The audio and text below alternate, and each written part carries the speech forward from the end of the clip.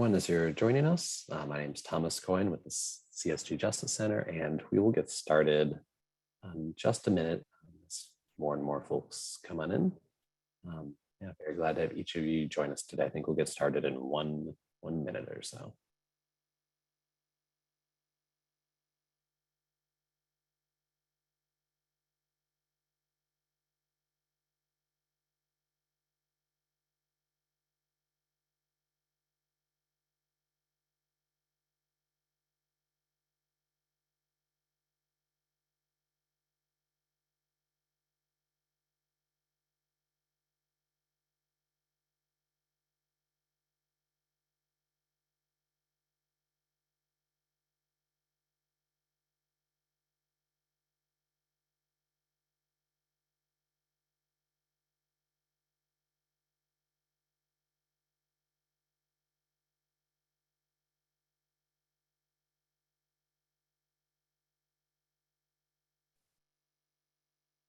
Welcome, everyone, to the second in our webinar series on creating housing opportunities for people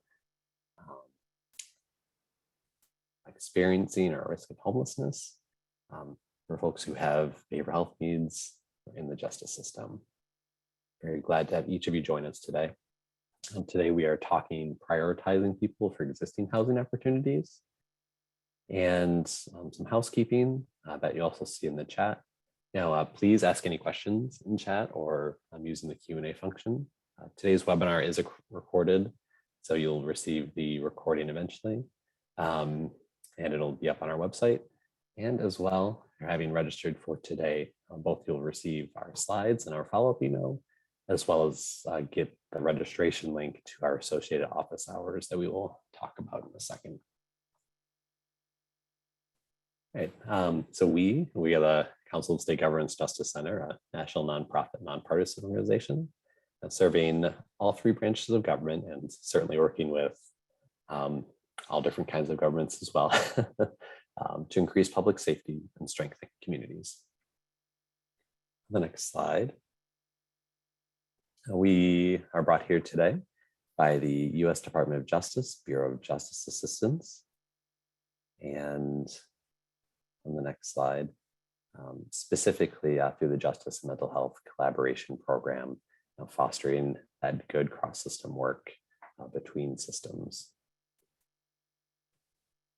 On the next slide, I'll turn over to Katie Kitchen, who will introduce CSH. Great. I'm Katie Kitchen with the Corporation for Supportive Housing. I'm standing in just briefly for my brilliant colleague, Brooke Page, who will be joining us shortly.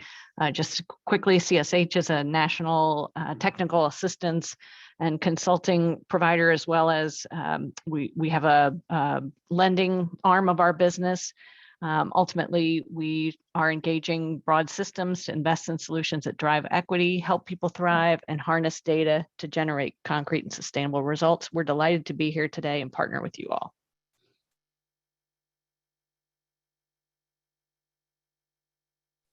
Great, thanks, Katie. And we're so very glad to partner with CSH for this webinar series and glad that everyone gets to benefit from all of your expertise. We're just so very glad.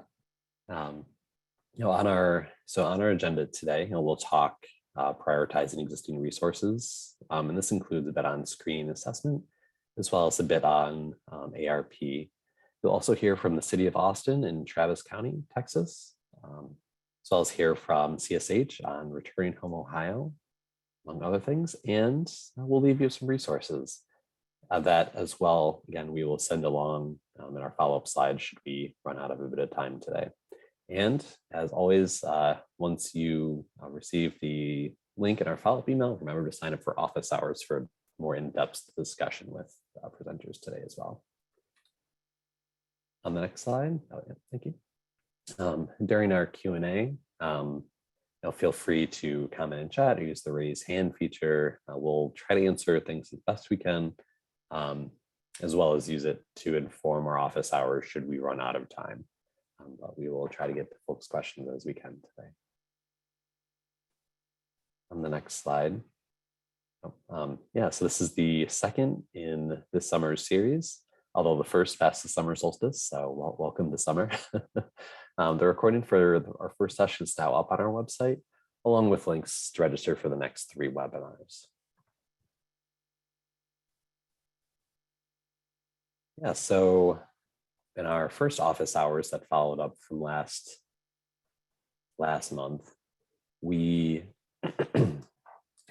really got to dive in, and by we, I mean my colleagues, Joey and Charlie, along with folks from Colorado, really got to dive into good things like partnerships and addressing barriers, aligning existing resources that we'll talk a bit about today as well as creating buy-in for really increasing housing access. And really glad to see the just breadth of folks that are here today. Yeah, welcome. And yeah, so our next office hours is on July 14th. Look forward to seeing you each there. And, you know, I myself, I come to this work from many angles. Again, my name is Thomas. I'm a senior policy analyst here at the Justice Center. And I work on our housing portfolio. But for me as a former case manager, you know, housing was generally my #1 challenge, and generally trying to get folks into existing housing. As a case manager, can't really create many new opportunities aside from that. You know, and for my part, at least, you know, we'll primarily focus on continuums of care, as well as how to access those resources through coordinated entry. And, you know, my colleagues, Charlie and Joey, put together just an excellent explainer for continuums and developing partnerships with them. Just share and chat for folks. And briefly, you know, Continuum of Care, it's a local planning entity. Gosh, it's amazing to see everyone here today. Always like to see. You know, they're led by a board that typically consists of representatives from different agencies across the community, as well, you know, housing, behavioral health, folks with lived experience, and they, you know, are responsible for planning and implementing. It's helping communities spend funding that's coming through HUD to address homelessness. So on the next slide, you know, throughout the series, we're trying to illustrate really the strategies to create pathways to increase housing access. And that we'll be going through in this webinar, as well as through our next webinar, and then finally in our 5th webinar. The 4th webinar will take a detour into really making the case for housing. And, you know, really today we'll be getting into this prioritizing the existing housing and existing services that exist already, and working through that together as a community. So, you know, what's the role of continuums of care? You know, they are in each jurisdiction in the United States, or just about, and at really different levels. Some are city-based, some are county-based, some are most of states or all of states. And again, this includes their roles in prioritizing housing and services, as well as coordinated housing and shelter placements where shelters are connected to them. And so, you know, going through this framework that we've developed, really looking at first, like how to collaborate, how really are we building strategies for collaborating with our continuums of care? And this is making sure that both we're at the table with our continuums of care, and also that our planning bodies in the justice system, whether they are reentry councils, state planning bodies, et cetera, like that they include the local champions in your systems, or local housing champions, that they have a real role to play.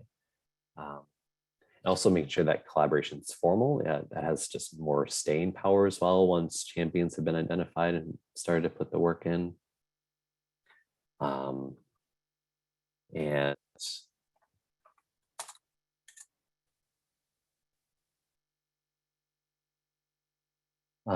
And also that there's opportunities for cross-learning as well. and that really we are learning the things from each system. We have a tendency to talk past each other. It's hard. So on the next slide, we're also then getting into how we can connect with each other. And that includes, really talking with each other. This is a shared population. This isn't just folks that, they're in and out of jail, they're leaving prison. People aren't just one thing, not in any facet of our lives. But certainly when it comes to experiencing homelessness, this is definitely where we need to acknowledge that this is a shared population. It's also always nice to point out, especially as the housing folks know, there's a special NOFO came out yesterday. But within the NOFO process, there's also bonus points that communities get for having justice partners at the table, for providing trainings for folks, for staff at jails or in law enforcement, things to help get more funding and help really make our systems stronger. And, real partnerships always include bringing our resources to bear for each other, really making sure that they're at disposal for everyone else. Whether it's using flexible CJ funding and putting that towards rental assistance, as some communities do, having reentry case managers work with your housing partners to make sure that folks are connected, or even just simple things like having a relationship with a friend who runs a furniture bank and making sure that people get moved in and have the things to be comfortable in houses, apartments that they'll live in. And on the next slide,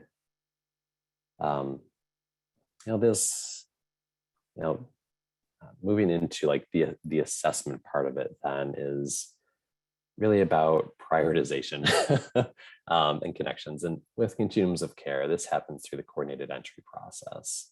This can go through a lot of different names in each community. It can be called coordinated entry, it can be called coordinated entry system or process, access points, no wrong door, goes by a lot of names, but essentially boils down to the same thing of everyone getting, or attempting to get everyone access to the housing resources that are available. And assessments that help guide this process, often it's the VI spit at. We know that there are problems with race equity around this and that they're well known. And we're exceptionally lucky to hear from Austin and the process they've undertaken to tailor their assessment process and prioritization to the community. So really glad to have this. But also we know that assessments, they are standardized across the community. Also that they lead to prioritization for what resources we do have in Continuums of Care. Unfortunately, those resources are not infinite. That's why prioritization is unfortunately part of the game, but that's the process we all work through.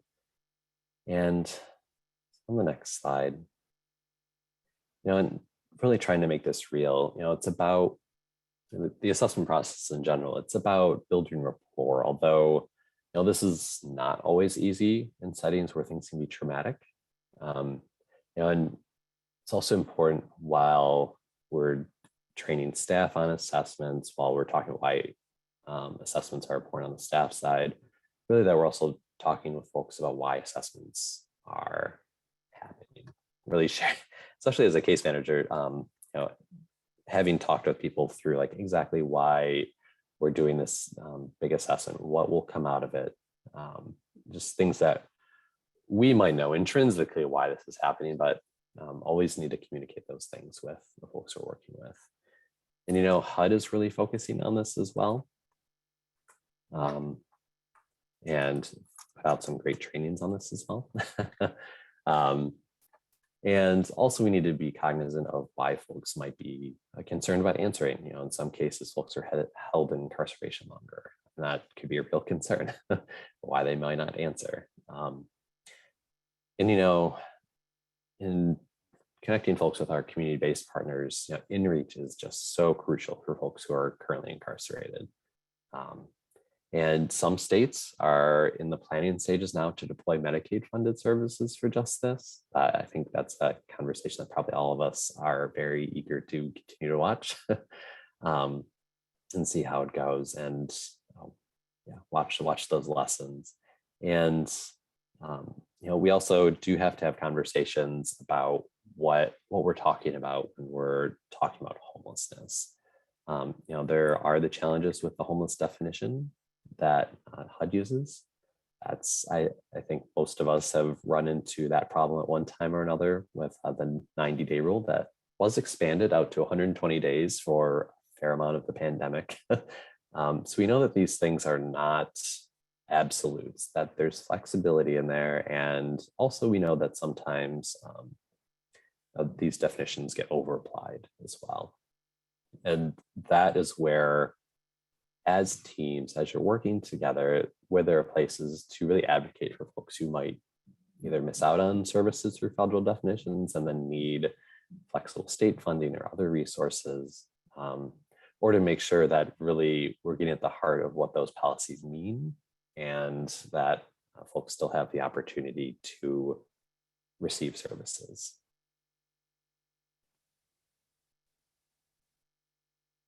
Slide. So again, on coordinated entry and really making sure that folks are connected to the continuum of care and all the services that are available there. It's important to embed entry points. So there are just, and then that includes on the justice system side of parole and probation in jails, just really making sure, sometimes even in courts, as Salt Lake City does, really just trying to make sure that there are many doors to housing and many off-ramps from further justice involvement. And part of that is, again, working together to see where there's flexibility in written standards.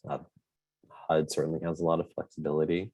And on prioritization, again, I'll leave that for Austin to discuss. But if you'd like to hear even more from Austin, which I think you should, I know I would as well, they have a great session with some of HUD's office hours. I'll just share in chat as well. And on the next slide, and again, with making sure that folks are connected, that they're navigated and helped to connect with the right resources. Want to make sure that our assessments that are doing these connections are simple and asked of everyone. And this includes the right context for your questions. Not everyone can or should be asking tons of in-depth questions, and those might not be very useful as you're trying to connect folks with your community-based partners who might be more skilled in this or just have more time, might be more appropriate settings. Also making sure that connections and referral processes, that these are fitting into what folks are already doing. There's opportunities in our work really to make things easier and not try to layer on an additional 10 or 100 questions into what's already going on, or natural places that might happen, such as at booking in jail settings where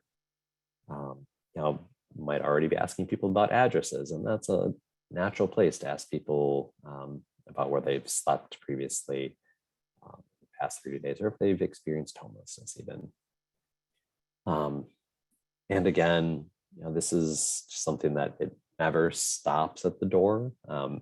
Our systems are connected, and to really make sure that folks aren't falling between the cracks of our public systems, we really need to make sure that we're working with our community partners for successful navigation, and that we're having those case conferencing calls, that we are fostering relationships, that we aren't just stuck in our own silos, stuck in our own offices, that we just have those good relationships with the folks that buttress us throughout the rest of our systems. On the next slide. I think the policy barriers feel well known. There are a lot of collateral consequences that come into play with conviction, and stigma plays probably an even larger role, especially with over applying some of the barriers. And I think at its heart, when folks are placed into housing, the reality is that people want to stay in their homes. They want a stable place to live, and that's something that we should always be listening to, and also acknowledging that criminal records really don't affect lease violations or missing rent all that much. On the next slide, again, about engaging in good partnerships. This is about bringing our resources to the table, and that your agencies might have flexible spending, again, that we highlighted just earlier, but really ways that can align with continuums of care and fit them into both some of the gaps that continuums of care might face with federal funding, or just help strengthen what they've got already. Courts can do this too, making sure that they're also lowering criminal record barriers and even providing that front end homelessness prevention role, making sure that you're working with eviction courts as well. And on the next slide, and expanding access in this context does benefit from making the case, as my colleagues will get into in webinar 4, but also reaching out to colleagues in the housing space, and also carrying with you the knowledge that HUD does permit data sharing.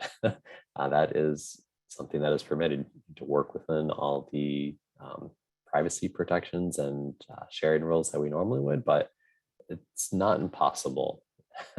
And it is in fact very necessary for making the case, both for shared population and for right-sizing costs, and to assess our systems as well.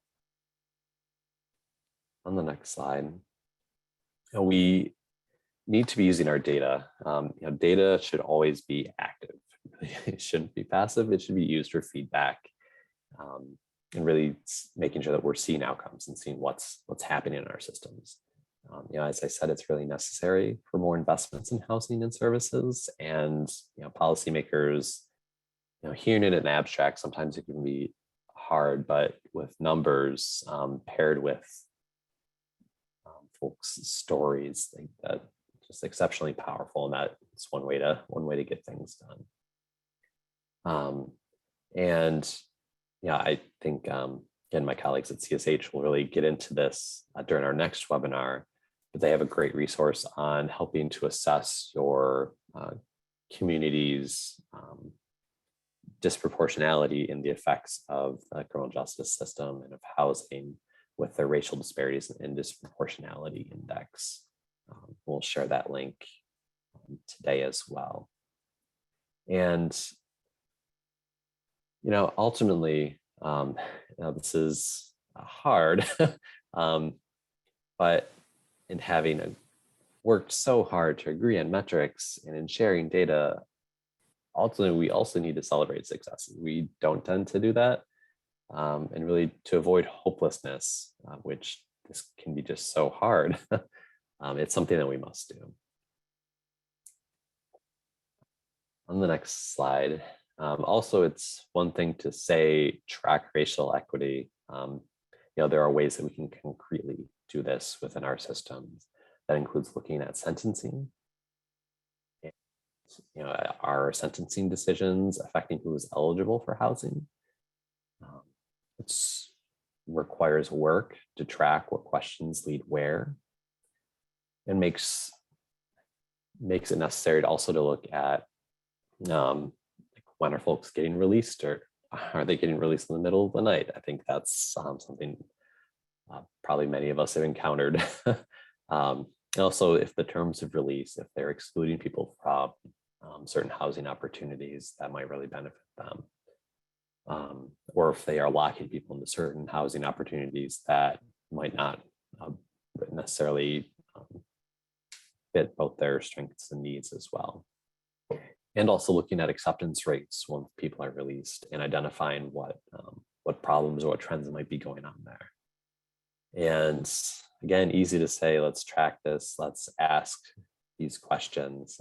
But on the next slide, it also requires taking the next steps of presenting data to our system partners.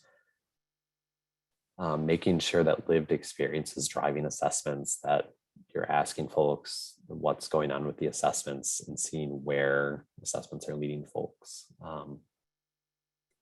And also that we're constantly revisiting our policies and making sure that we're receptive to feedback. That can be hard, but it's something that we have to do. And also having tough discussions with providers.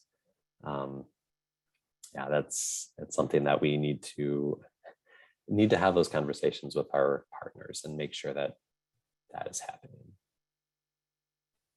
And so on the next slide, and HUD is very interested in this work around the Fair Housing Act, around protections for people with criminal records and denials, and that they are working, I think are probably just a couple months out now, but really making sure that they are revising HUD policies. And I imagine this will be something that will help drive the field forward in this.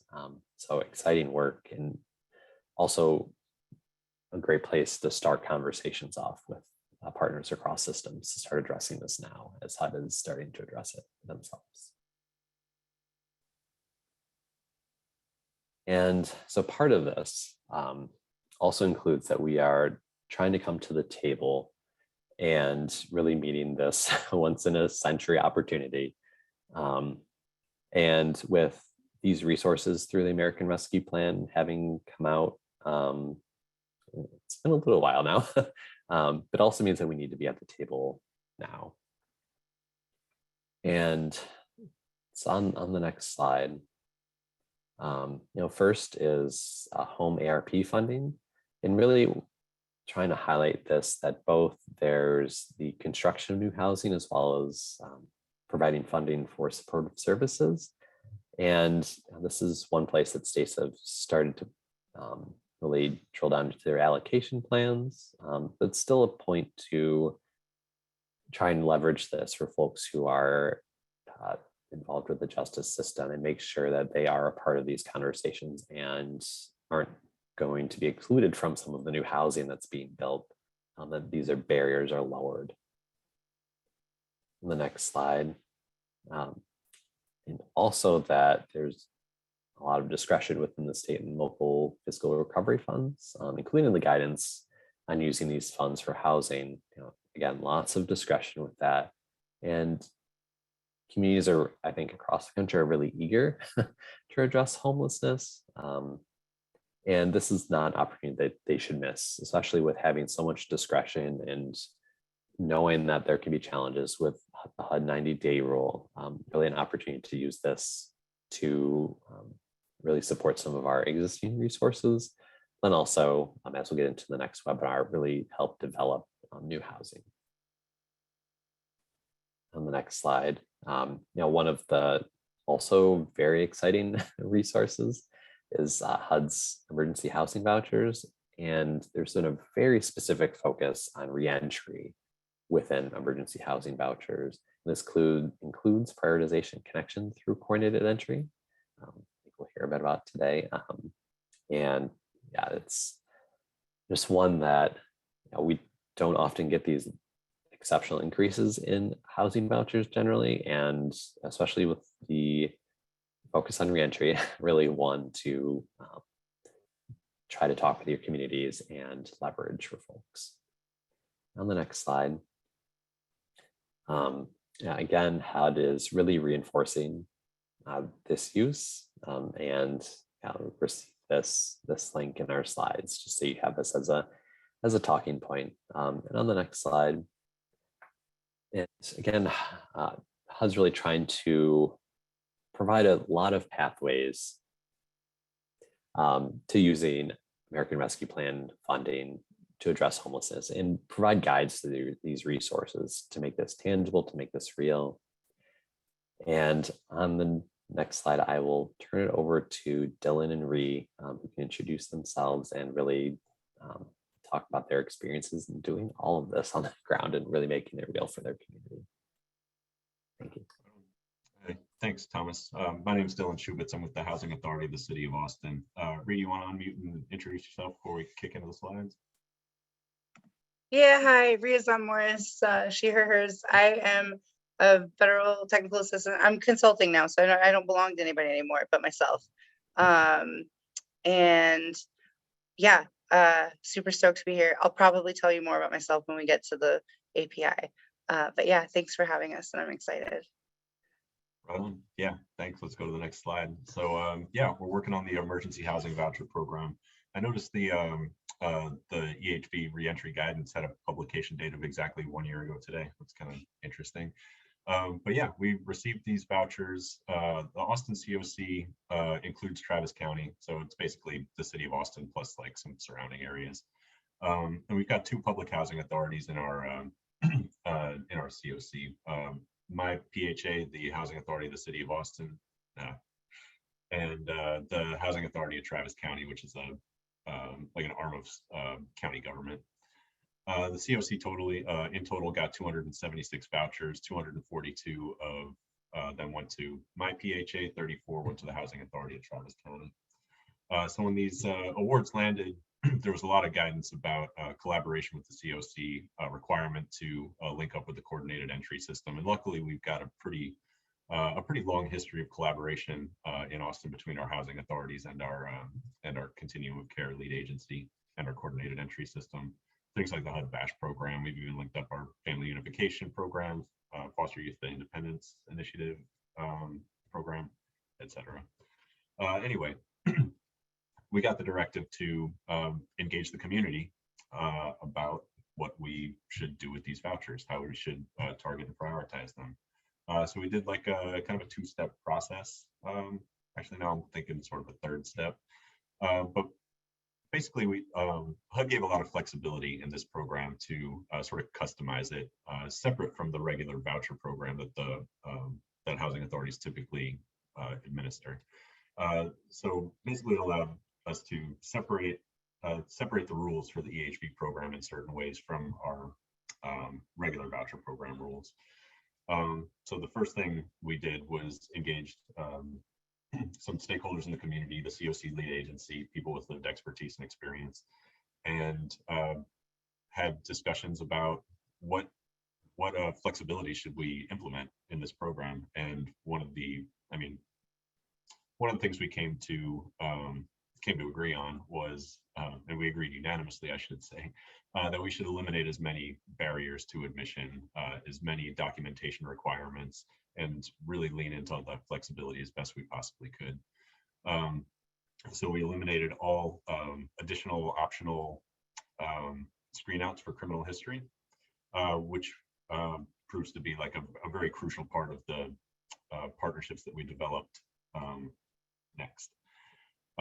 So yeah, we only screen out or we only deny admission for this program for the HUD mandated denials of people with a lifetime registration requirement on a sex offender registry and conviction for producing methamphetamine in a housing project. So the next step there in the community engagement process was to just determine what to do with this new resource to fill the gaps in our community. And again, that went out to stakeholders across the COC, providers, COC lead agency, people with lived expertise.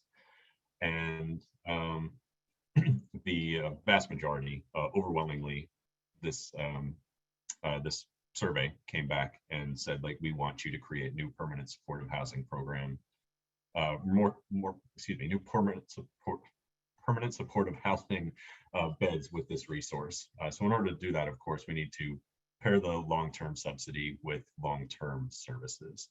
So the next part of that engagement process is who is available to provide these services.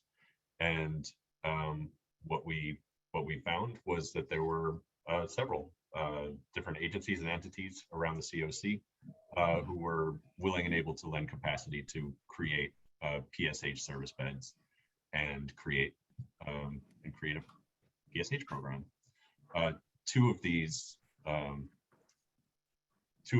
agencies were serving people, were serving the reentry population, people with experience in the criminal justice system, reentry from jail and prison, etc. So the one that we partnered up with the Housing Authority of the City of Austin is the Downtown Austin Community Court. That court's been in operation for over 20 years now, and has been and had some previous connections to our homelessness response system. They've administered some rapid rehousing programs through ESGCV and things like this, but they have an intensive case management program that was really just it was just begging for a housing component and a subsidy to pair up with it.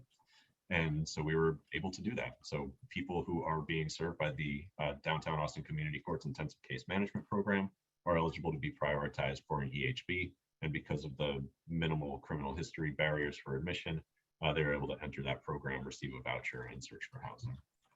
The other partnership we came up with was the Mental Health Public Defender's Office, which is another department within county government. So the partnership with the county housing authority really made a lot of sense there.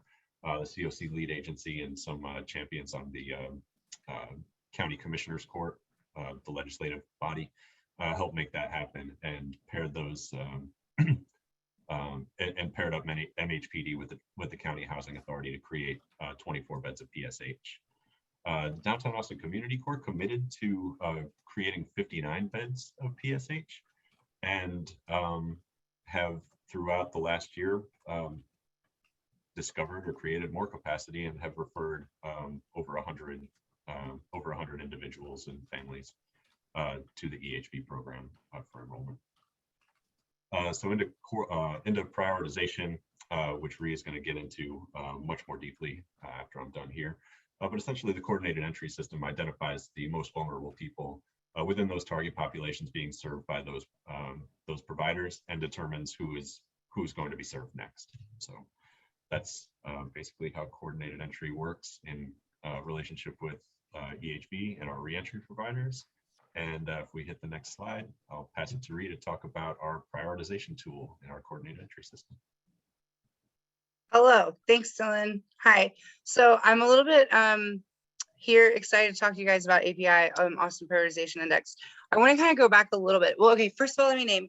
So Rhea Morris, she, her, hers. I'm mixed. I am white presenting, and I'm Arab, and I'm all the things. I am also a person with lived experience. And so I went through from 17 to 24, experiencing chronic homelessness, just, doing the thing, hitchhiking and being out on the streets. And it was a good time, I thought at the time. Hooray for survival instincts. And then got into working within the system here in Austin at a place that I received services, and through them got involved with and became co-chair of our racial equity committee. And then through that, we began the process of developing for our COC's racial equity committee of developing a different prioritization index. So in 2019, kind of in conjunction or simultaneously when the C4 released the study on VI-SPDAT, we had actually done a racial equity analysis of our own prioritization tool here in Austin. And so that kind of spurred us on.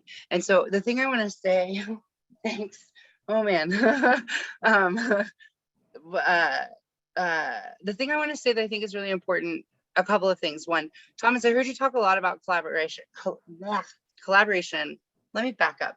Time check. How much time do I have to talk?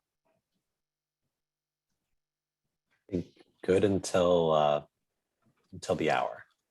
Oh my God, that's too much, but I won't go that long, but thank you, because I otherwise might, Okay, so Thomas talked earlier a lot about collaboration. And the one thing I kind of noted in my own mind that was missing is this piece around, like, where are the folks who have the experience of this, right? Like when we talk about collaboration, cross-system collaboration, we really should be talking about like stakeholder collaboration. that's one of the gifts of the Austin Prioritization Index to me, and the thing that makes such a big deal. Also, there was a question in here, let me find it, from Emily about specific assessment tools. So that is what I really want to get into and what I really want to share with y'all about the API. So I've talked about the API in a number of places, and Austin has presented on it in a number of places as well. And I think that the most important piece of it to me, and the thing I hope every community really hears, and I want you to hear it also in parallel, right? So like we're talking specifically to how we are prioritizing people for housing resources. That's kind of a gross thing to have to say, but it is a thing we have to say. There are this methodology, though, it doesn't have to just apply to prioritization, and really needs not to only apply to prioritization, but truly apply to as many pieces of our system as we possibly can have it be applicable, right?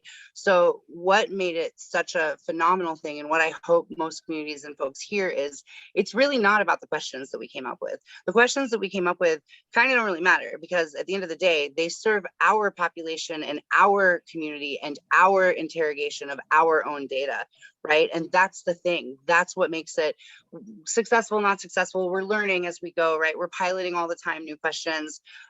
We're learning what works, what doesn't work. But what we're learning is what is working for our community's needs. And so when we talk about this concept of like prioritization being standardized, what I would love to see, I want to see it happen in the world. I don't know. I'm also a coach on the racial equity, coordinated racial equity initiative, right? So working with other communities that are doing this. We were a part of that initiative also last year in round one, which supported a lot of our kind of what happened post the prioritization index. But okay, sorry. I get really excited about this. The thing is the methodology absolutely could be standardized, right? The outcome and the product won't be, because what we did was we interrogated our own data.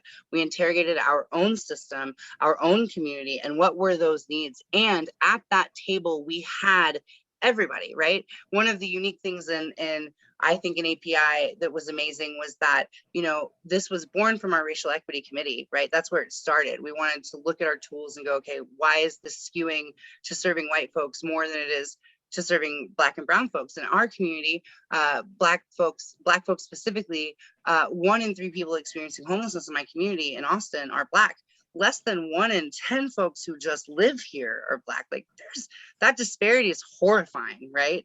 And so we started looking at it through that lens. And then over time, because this took us like a year and a half to get to a point of piloting, right? And getting responses. Over time, a youth joined from the Austin Youth Collective, who was one of our youth advisory board or action board members through YHTP.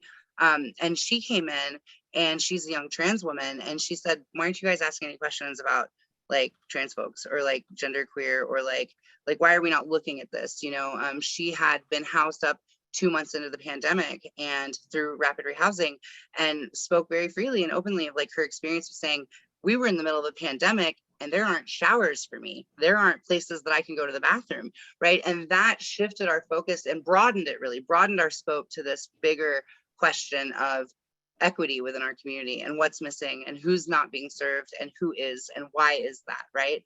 And so we piloted some questions. The one really most relating to kind of the criminal system. I don't like the word criminal justice system because it doesn't feel very just to me.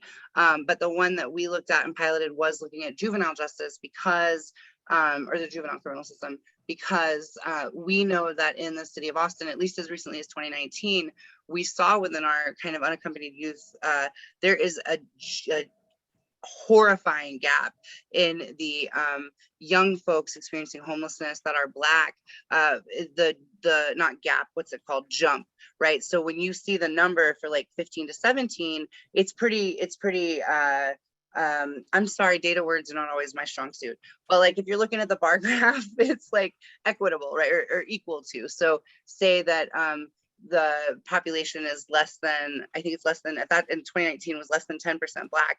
The population of young people experiencing homelessness who were Black at that between 15 and 17 were, it was 13% were experiencing homelessness, right, in that number. When they turn 18, that number jumps from 13% of people experiencing homelessness are young Black folks to 42%. And we absolutely know it's because at that time, 76% of young people coming into our system were hitting our system from either the juvenile criminal system or from foster care, right? So we bring in these questions because we wanted to know. And by having the people at the table who were like living this, right? I'm going to ask you things that you might not think to ask if you are like a data analyst person. Sorry, I was reading I get distracted by the chat box. I used to always say I'm not a data person, but what I learned through this process is that we're all data people because data people is just information, right? And so when we looked at what does it mean in our community, like I brought in I'm from a first generation born here, right? My family, we have multi-generational households is a very common occurrence in my family and where we come from. And I was like, hey, did we ever think to ask about like multi-generational households? We also started looking at things like where were folks born and from where did they enter into homelessness, right? Which is almost letting us track kind of gentrification in our, almost as absolutely is gentrification in our community. But the thing is that the questions themselves were developed by people with lived experience of homelessness, people with lived expertise of these systems, right? And there was pushback in those rooms, and we went back and forth constantly because sometimes if you're coming with a degree, you may not see something as being valuable that somebody who's like out there in the streets is going, actually though, can I tell you, you might want to look, because what, like as the example of multi-generational household, I brought that up to the table and there was a lot of pushback around it. It ended up being one of the questions after our pilot that truly did skew towards Black and brown folk more than it did towards white, like that was answered yes by more Black and brown folks than it was by white folk, right, in our community. And so what I want you all to hear is, as you are looking at any part of the system and how you're working with folks who are in reentry, folks who are sitting in like waiting, you know, I don't know how to explain what I'm trying to say, but you guys know what I mean. I'm hoping, if not, just ask the question and I'll try to be clearer. But all parts of these systems require people at the table who have lived expertise. And what that requires is for y'all, like who don't necessarily have lived expertise, to really see a shift in understanding that people who walk these streets, went through these systems, absolutely know them better, right? Absolutely, 100%. Like I just celebrated 15 years housed up. Like I just celebrated 15 years housed up on June 5th of this year. It was weird. I was on site working with the YHTP community. It was a trip, right? But like what I can tell you is I do not know what it's like to be on the street in Austin in 2022. I have no idea what that experience is. I don't know what it is to go through coordinated entry. I don't know what it is to go through the emergency housing voucher program. I don't know, right? I know what I did and what I went through and what I saw. And so it's just super important that we are engaging at every step of the way, and not in this, like, we're going to create a thing and give it to you and hear back what you think about it, but in a way that's like, we are sitting at this table collaborating. And it doesn't mean that somebody like me should be the only person heard in the room, right? That doesn't mean that, oh, you know, Thomas doesn't have, I'm making an assumption here, Thomas, please correct me if I'm wrong, but Thomas doesn't have lived experience of homelessness. So if Rhea is giving him pushback, thank you. If Rhea is giving him pushback about something, or is being, you know, well, Thomas can't speak, Thomas can't say anything, that's bullshit. That's not treating me like a whole person. When we're in these rooms, we're whole people together. And what that means is you're going to hear what I have to say, and you're going to give it the same weight and credibility that you would give to anyone else speaking, whether they have PhD after their letters after their name or not. You know what I'm saying? That's how you develop this. The standardization doesn't come from you're going to pull a tool off a shelf and it's going to work. It comes from interrogating your own system and having the right people in the space, in the time to do that with you, to ask questions you might not think to ask, right, of the system before you even get to asking, what is the focus group question? You know what I mean?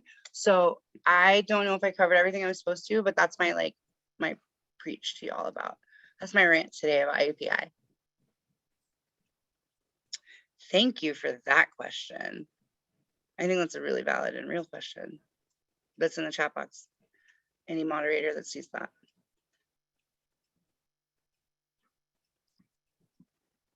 Yeah, I'd love to open it up for questions for Rhea and Dylan, and Rhea and Dylan also. Thank you so much for this. This is certainly what we want folks to hear about. That's not not things that are off the shelf. It's the process. I think it's the process of coming together and hashing these things out together. Yeah, thank you for sharing that more. I think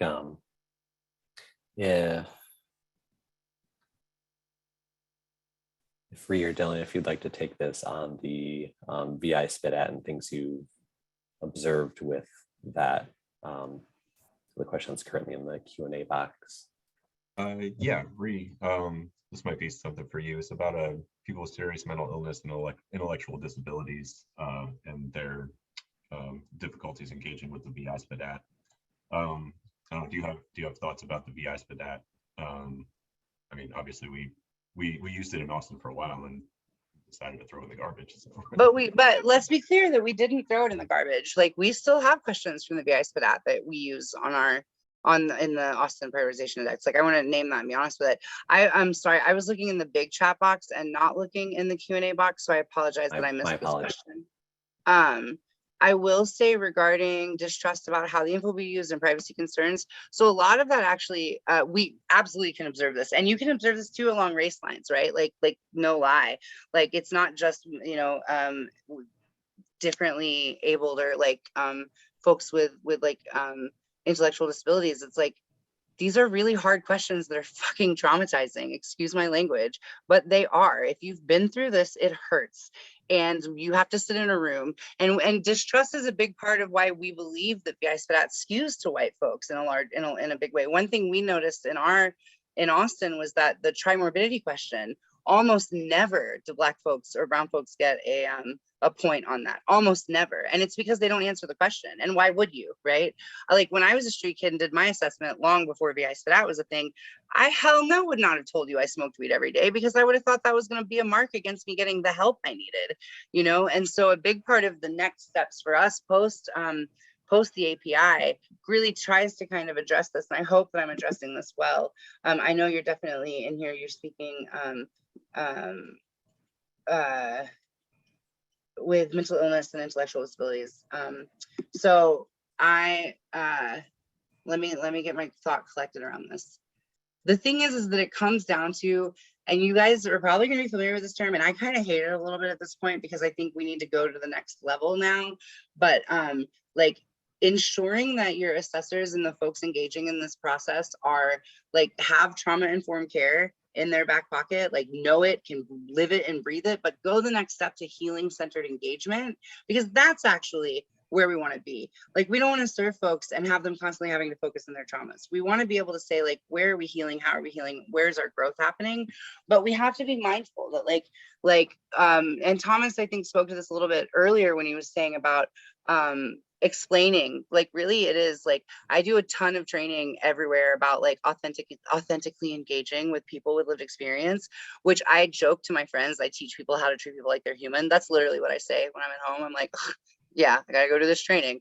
That's probably not something I should say out loud. It's like a consultant, but my point is that this work comes down to me, like, kind of 4 core components, which are like, it's like transparency, it's honesty, it's follow through, and it's shared vulnerability, right? And that doesn't mean trauma bonding. That means being accountability. That's really what it is, right? Like, I saw a slide earlier that said something around build rapport where appropriate. Rapport is always appropriate. It's always appropriate. You are working with humans. The root and core of our work is human life, right? As human beings.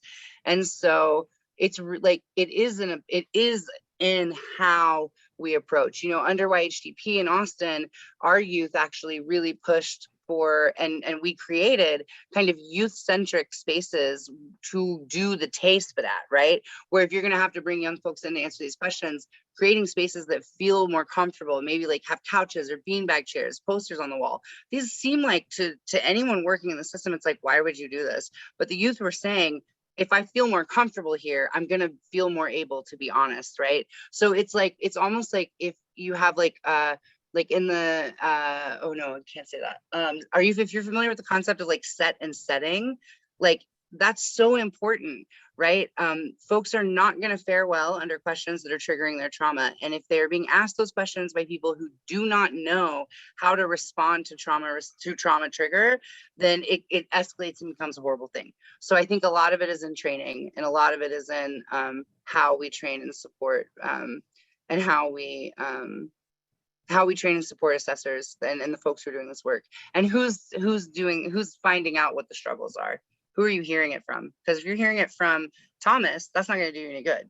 You know, like, no, I don't want to be rude, Thomas, but like, you know, it's not going to work. If you're hearing it from Dylan, it doesn't matter. Like, it's cool. I appreciate you have opinions, but you're not going through the system.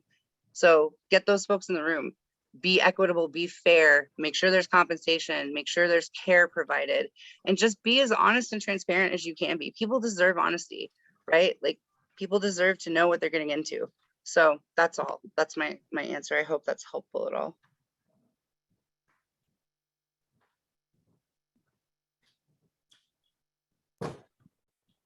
I'd say so, very helpful.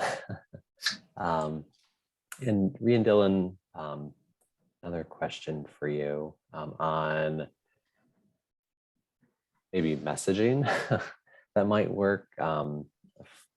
Looking at Kim Smith's question on trying to partner with Continuums of Care to open up additional access points for coordinated entry. If that's something that you perhaps have come across or had those discussions. Some communities do, I know, but yeah, this is something I may know just enough about to be dangerous. So grain of salt, and Rhea, if you've got more insight, please jump in. But yeah, I believe every coordinated entry system, every COC has to have like a coordinated entry written standards, or like a marketing plan, or a plan for ensuring equitable access to the system. So you might start there. Ask for that COC specific policy. Examine what's in it, and if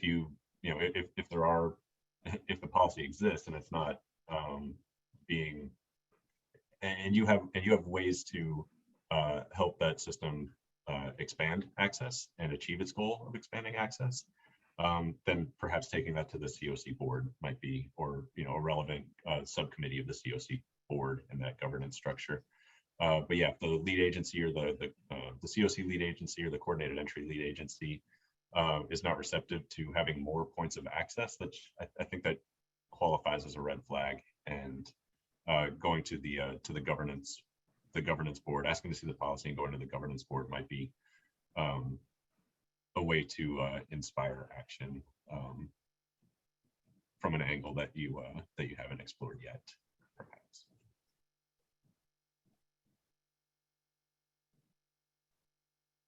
Great, thank you, Dylan. And I see, Angela Brooks, that you have your hand up.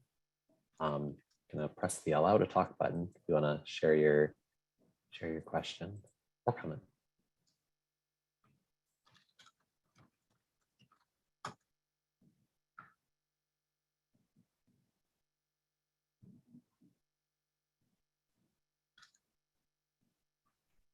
You may have to unmute, Angela.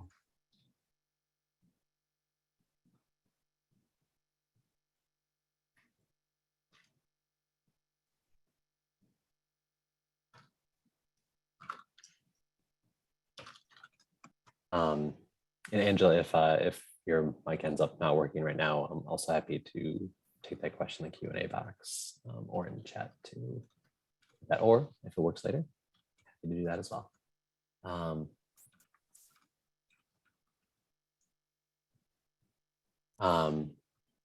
think that's our questions for the moment, and I think there are a couple others that we will answer in chat as we're going. So Rhea and Dylan, thank you so much for sharing your experiences today and the great work that you've been doing, and really hope that folks have, clearly taken this to heart if chat is any indication of seeing it flying by. So thank you so much. Greatly appreciate it. Now I'll turn it over to Katie Kitchen. And yeah, Katie, over to you. Thanks. So as mentioned, my name is Katie Kitchen. I serve as the director for Ohio, Kentucky, and Tennessee. I'm grateful to see a lot of my colleagues are here in the webinar today. So hopefully they can add or implement. And I just want to say also, this is very challenging work. We all are starting somewhere, and in our field, we like to say we meet people where they are. We're constantly evolving and improving. And so we'll talk a little bit today about some of the challenges around assessments and how we're examining that and interrogating our own data. And I'll, say my role is primarily been in public policy for my career, but these are issues that have hit my family personally. So it's, I just ask for grace in all of this work because we're all learning and improving, and I'm excited to take information I've already gotten from this webinar today and continue to go back to our communities where we work and see what we can do better. So next slide. In Ohio, which is the work I'm talking about today, there are a variety of investors, I'll call it that, in this work.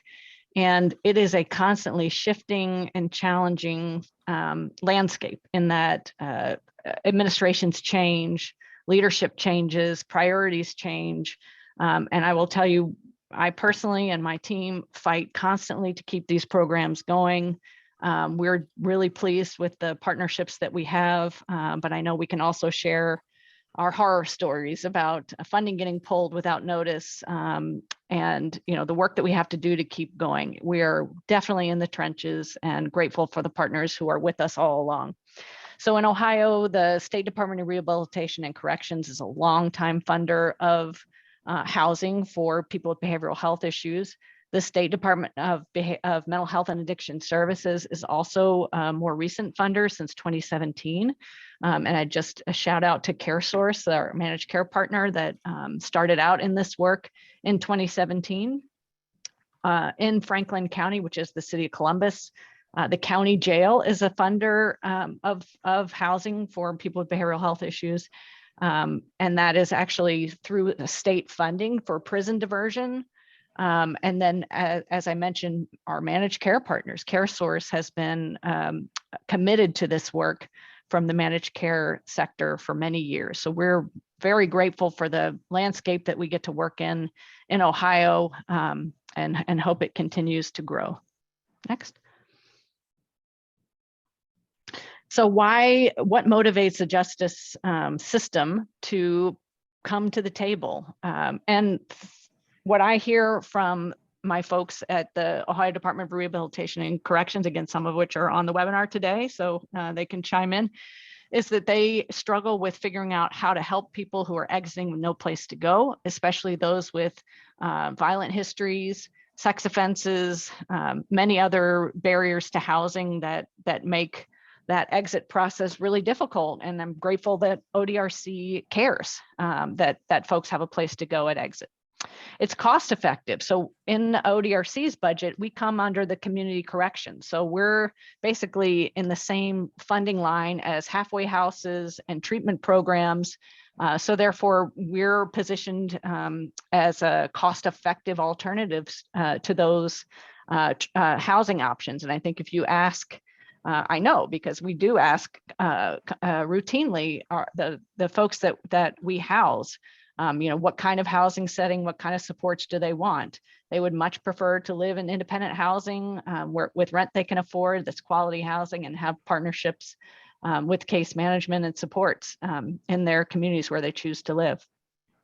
Another reason is that it can be part of a comprehensive strategy to reduce overcrowding. So our Returning Home Ohio program was built on that the prisons were overcrowded.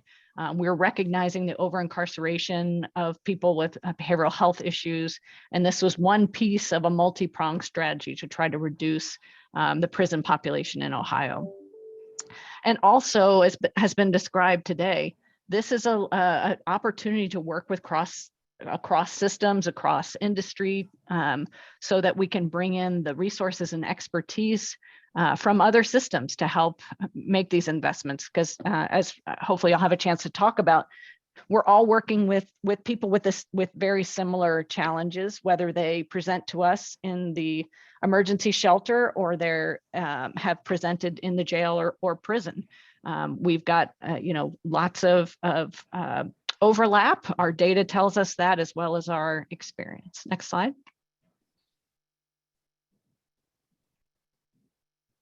So Corporation for Supportive Housing in the Ohio programs, we've played and continue to play a range of roles. We've designed programs. We provide ongoing subgrant management to the Department of Corrections and the Department of Mental Health.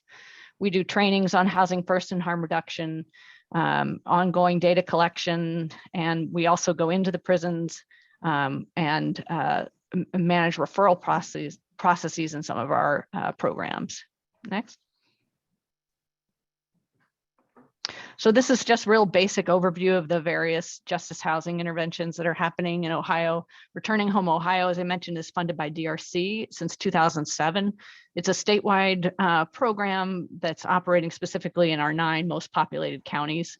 The eligibility criteria, and this is my first touch on the assessment questions. So RHO does not really have an assessment process. Well, specifically, it does not have an assessment process. If individuals are identified by the prison as having a serious mental illness or HIV positive, then those folks are all eligible for Returning Home Ohio. If the exit or discharge planning conversation indicates that the person has nowhere to go, that's when that referral or connection will be made. But as we've all mentioned before, we're serving just the top, the tip of the iceberg of who needs this. We estimate we're serving about 10% of the eligible folks in the RHO program. We try to connect with them during pre-release, so within 120 days of their exit from state prison, and connect them with a housing provider who will manage their release and help get them into housing, hopefully upon release, or provide an emergency temporary placement until they get connected to that housing. The Community Transition Program was launched in 2017. It started with CareSource. CareSource partnered with CSH. And then ultimately, OMAS wound up contracting with CSH on an ongoing basis, and really adjusted a lot of the overall program structure after a leadership change. It's also a statewide program. It's primarily permanent supportive housing, but we also have rapid rehousing, and we operate in 60 counties. For this, we use the JDVI SPDAT. I know there's a lot of questions about that, but again, I think the point has been made. Interrogate your own data. We have done this with the JDVI SPDAT. What we find is that the disproportionality occurs before people go into prison. So, we did not find additional disproportionate impacts based on the assessment itself. I agree that who does the assessment is very important, whether or not you can bring in collateral information, third-party verification of, for example, someone may say no on some of the questions, but we have information, a psychosocial assessment that indicates that those are challenges for that person. So we have a lot more resources to put that score together. And it is very useful. The assessment is done by behavioral health professionals in the institutions. So folks can either get rapid rehousing or permanent supportive housing. Again, it's not perfect. We are always interested in improving and finding a better way to do it, but that is what we're working with now. I think we should start from where we are and always try to improve. So as I mentioned, the score on the JDVI SPDAT, is the initial point on whether someone will be identified for rapid rehousing or supportive housing. And sometimes the score or what we learn about the person changes that information. And of course, we do have opportunities to change the classification after we get additional information. Though that program is also identifying people pre-release or within 120 days of exit. The FUSE program is it's called Frequent User System Enhancement. It's a CSH intervention that is being implemented in 30-some communities across the country. The city of Columbus, Franklin County, has launched this program starting in 2019. And it's a small group, but we've had really strong outcomes with that so far. That is based on number of jail stays. So again, not a specific assessment, it's just based on eligibility criteria on the number of incarcerations and the presence of behavioral health and homelessness needs. And then lastly is our newest initiative, which is a partnership with CareSource, the managed care organization, started in 2020 as really a response to trying to concentrate the jail population with people who are at high risk of COVID morbidity. And those folks, again, were identified while they're incarcerated, and CareSource used data to identify the morbidity based on the Medicaid information that they collect. So a range of housing interventions that CSH and our partners are working on, again, many of them here in the webinar. So next slide. Our outcomes, based on the exit data, less than 5% of folks that are housed through RHO and CTP exit to state prison. So we did study in the CTP program what the 3-year recidivism rate was. So we looked at the Ohio criminal justice records from DRC, and we're able to identify that for people who had supportive housing, only 7% of them went back to prison over 3 years. And the statewide rate is 30%. And of course, the statewide rate is of all people exiting prison. We serve a higher risk, higher need group. So probably the real spread between the supportive housing impact and the other folks exiting prison is going to be, that are similar, is going to be higher. We just recently launched we're about to launch a randomized control trial. So we'll have really robust data on this coming up. About 70% of the folks in our supportive housing program participate in clinical services. So of course, that's a big increase over folks that do not have access to housing. Our housing retention rate is about 95% at 12 months. So again, serving people pretty high risk, and they're doing very well. Length of stay is typically under 2 years. A lot of that is because, we're in people's business. They don't necessarily want to be have a case manager visit them as much as it's an intensive intervention. We see people exit to get married, to buy a house, they max out on their income and therefore are able to afford housing on their own. We have so many incredible stories of people's success, but they don't need this program forever. There is no time limit. It is supportive housing. It's individually based, tenant-centered, but length of stay is typically under 2 years. Most of the folks who exit in both RHO and CTP exit positively. So we had 208 exits last year. Only 32 exited to incarceration, either jail or prison. And 471 people were still unhoused at the end of the year. So out of those almost 700 households served last year, 95% are successful. Next slide. So as I mentioned, we believe that housing is really a cost-effective alternative to programming that the criminal justice system is already investing in. So this is really a time to reconnect. If you're in the housing sector, reconnect with the justice system. There's growing awareness of how housing impacts people's recidivism rates and their health and safety in the community. So we encourage you to open those dialogues, have those conversations, and try to make some of these connections robust with the new resources we have at the present time. Next slide. Oh, I'm sorry. The point of that slide was the opposite, which was to say, not only is it about what the criminal justice system needs, it's really about what we're hearing from the tenants, what they want and how they do well. So having people's a safe place to live, quality housing that they can afford is life-changing. So the woman in that prior picture, you don't need to go back to it, but she was just an example of a person who people really didn't have much confidence that she would have a bright future. She was a really amazing person to get to work with, wound up buying her own house, going back to school while she was in supportive housing, reunifying with her kids. There's just so many individual stories like Chelsea's that was covered in our local news here in Cincinnati. We also see really high rates of reunification with children. I think that's something that's not talked about too much, but I think it was mentioned earlier, the impact of incarceration on the entire family, entire neighborhoods. It breaks families apart. It destroys relationships. So helping create a safe place for a parent to have their child do their homework, a stable place for them to come home on the weekends after school is invaluable. So we see some really beautiful things happening with family preservation or family stabilization post-incarceration.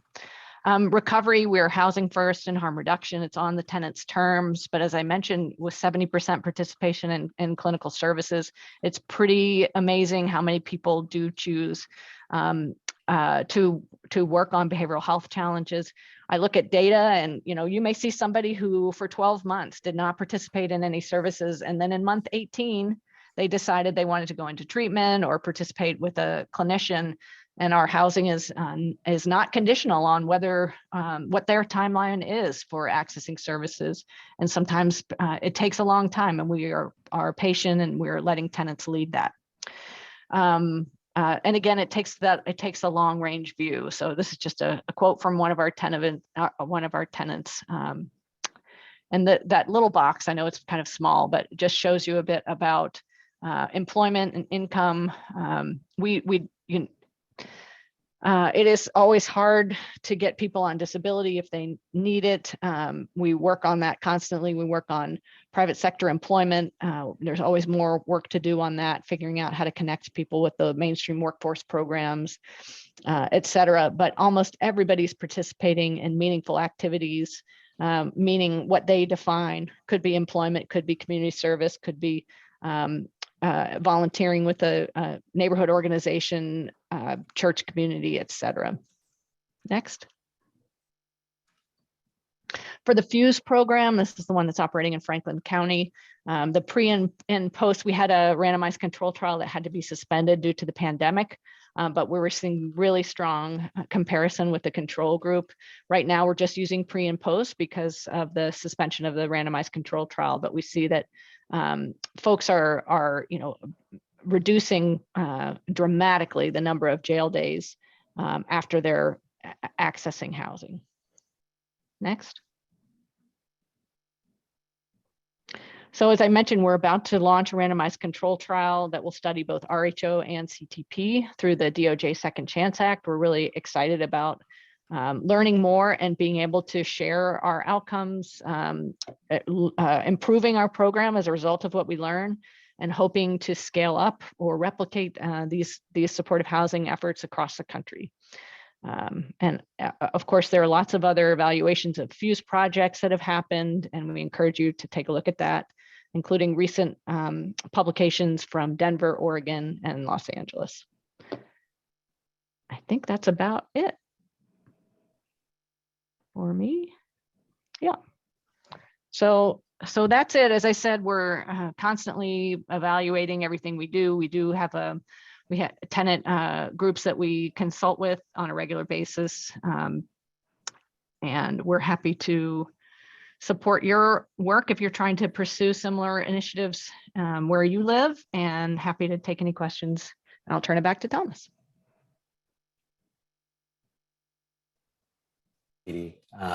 Just really always exciting to hear how Return Home Ohio is progressing, how the rest of resources of the state are going. It's really exciting to hear.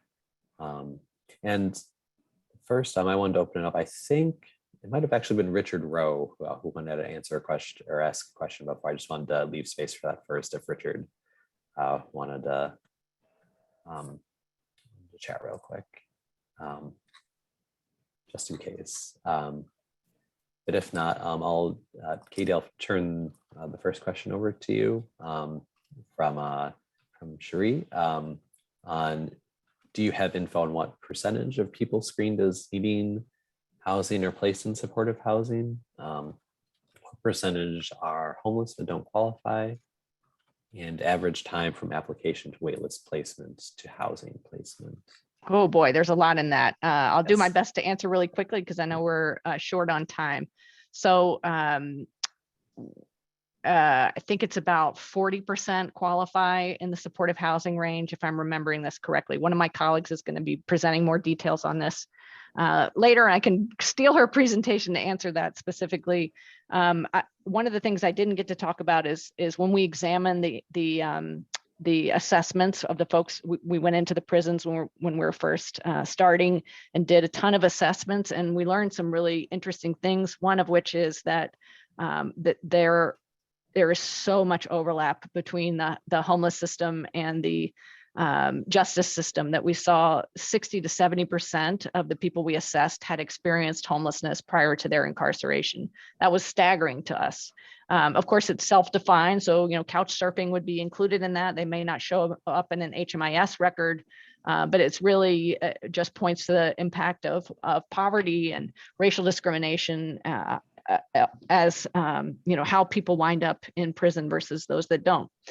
And then I'm sorry, I missed the last, but all right, I'll go on to the next question. I wanted to say we do not turn people away for sex offenses or violent offenses, so including domestic violence. We serve all folks regardless of their conviction type. Sorry, I couldn't catch all that question before it disappeared, but so feel free to ask again if I missed it. My apologies, Katie. I think the last piece of the question, I hit answer live too soon, was an average time from application to waitlist placement to housing placement. Yeah, thank you. So one of the of course realities is that we can only serve 10% of the people who are eligible. So we don't actually keep waiting lists other than for about 30 days. People are eligible for 120 days after they exit incarceration in case they think they have a placement and then they go out to the community and the placement wasn't solid. So we do have that period of eligibility, but it's just based on whether there's a vacancy in the county in which they're seeking to live. So we typically don't have big waiting lists. We just, we have the group that's qualified and we try to serve as many as we can while they're eligible.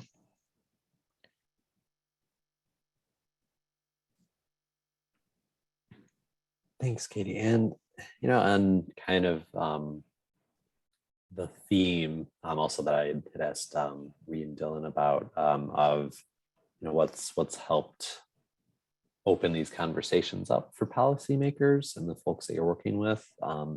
This has been successful in Ohio. What kind of conversations helped open this opportunity up? Or what's been impactful for folks seeing this going forward and continuing to make these investments? Did you say I could answer that? Okay, all right. So, the main thing I think that when we think about how the criminal justice system, how they're motivated to come to the table, again, the first piece is that they really, I think, do care about people exiting to homelessness. So having a solution to people who are really hard to serve, especially if they're on supervision, although that's not an eligibility criteria for us, but that is a big concern for corrections agencies. They do care about where people go. So an answer to a problem is one motivation. And again, I think it's that cost effectiveness piece. If you compare the outcomes that supportive and housing and our rapid rehousing programs get compared to halfway house and treatment models, there's no question we're cheaper and we have better outcomes. I'm sorry to anyone in those industries, but I think it's our job to interrogate what works and what doesn't, and to move our resources towards more effective solutions.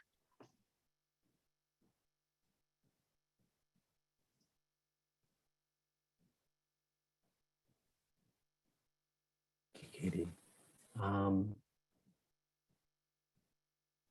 See a question on engaging privately owned and operated housing sites. I need to do more trainings on this generally. Katie, I don't know if this is necessarily intersected with your work in Ohio, but I know there is work going on generally in Ohio along landlord engagement. If that's just Everywhere, something- right? Yeah, yes, everywhere. It's a But if huge issue. I'll just answer really quickly to say we do all the things. We have risk mitigation funds so that landlords hopefully would feel less risk to place our folks. We have extended our rapid rehousing length of stay. That was a big issue. We could not find rapid rehousing landlords. So we had to extend our length of subsidy to a minimum of 12 months so that people could at least get that full year lease. And then it's really relationship based. So our housing partners across the state are constantly driving around neighborhoods, going to all the forums, just doing anything that they can to try to identify landlords. But we are at a housing crunch. It is very clear. So part of what CSH, a big part of our work is adding units. So we also really firmly believe we need to add units and partner with people like Dylan and other housing authorities that are willing to be flexible on criminal backgrounds.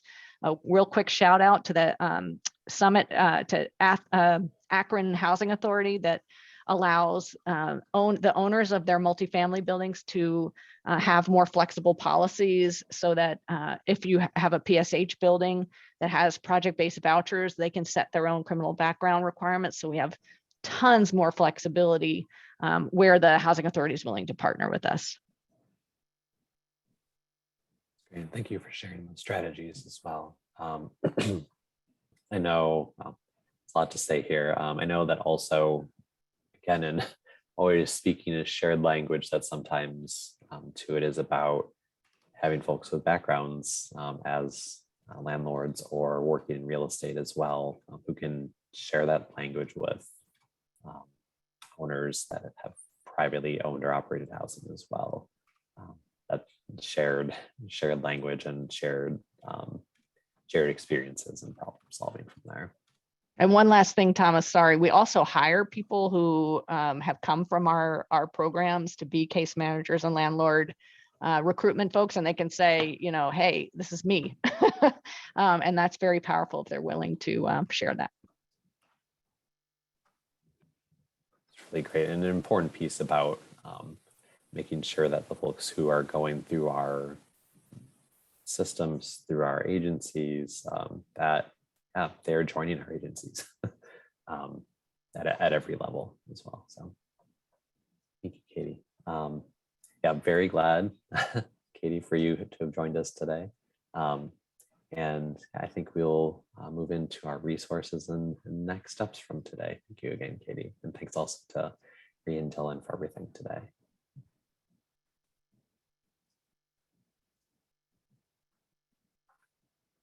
So our very next step is our office hours that we will host in a couple of weeks. We can have more in-depth conversations with our presenters today. And we've included the link to register here, and we will also be sending this link out to everyone who registered today. So I'll have the opportunity to register. On the next slide. And our next session will be in just under 1 month from today. And it'll be on development concepts. You'll be hearing from more of our colleagues at CSH and also from some communities who've really been successful in building different types of housing. It's actually the building part of creating new units. And also the links to register are up on our website, so you can register for that as well as the following two. On our next slide, wanted to also leave you a bunch of resources today. First, just some strategies for engaging continuums of care. And on the next slide, that also roles that you can bring back with parole and probation staff on also making housing a priority in their plans. On the next slide, just an example of questions that could use in the reentry process around housing. On the next slide, our American Rescue Plan landing page with resources and examples of how to use this funding that's been coming down. And on our next slide, from CSH, a great resource on HUD and barriers for folks in the justice system. And also highlights the HUD memo that we touched on a couple times of reducing these barriers and the work that will be coming to really make this work much more concrete. And on the next slide, mentioned the racial disparities and disproportionality index. Also leave you with a link for this and how to go through it with your community and use this to help inform your discussions. And again, I think we'll be getting a bit more into this as well next week. On the next slide.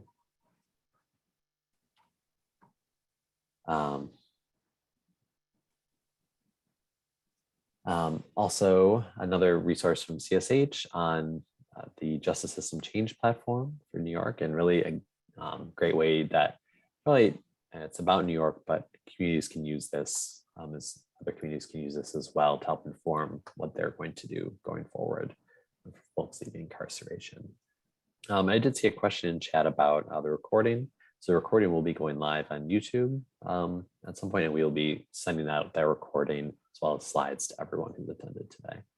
And on the next slide, just a landing page for HUD and resources all for folks leaving jails and prisons and preventing homelessness. And on the next slide, also a resource from Vera and their Opening Doors to Housing initiative. And that's it for today. Thanks everyone for joining us. We're so very glad to have you join us today. I'm so very glad to have our panelists here. Thank you each for joining us, and we look forward to seeing you in office hours in a couple of weeks and during our next session as well on housing development. Thank you and take care, everyone.